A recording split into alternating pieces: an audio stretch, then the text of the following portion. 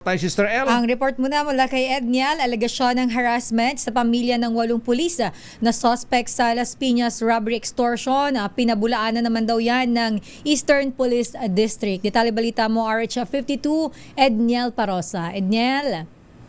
Todo tanggila kaya Sister L, itong pamunuan ng Eastern Police District sa alegasyong pinapasok ng ilan nilang tauhan yung mga bahay ng mga sospek sa maanomalyang operasyon sa Las Piñas City.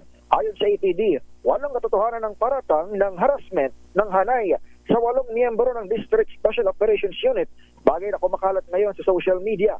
Pagyurak lamang umano ito sa imahe ng Metro East Police ay giniitang due process sa kanilang investigasyon.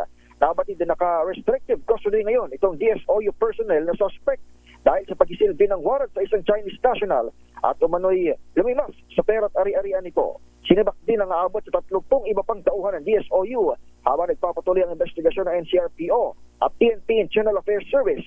Sa makalawa, formal nang naupo bilang bagong officer in charge ng EPD, si Police Brigadier General Aden Lagradamte na sumumpang ipabalik ang tiwala ng publiko sa hanay.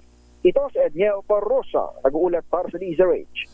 Una sa Pilipinas, una sa Pilipino. Maraming salamat, Edniel Parosa.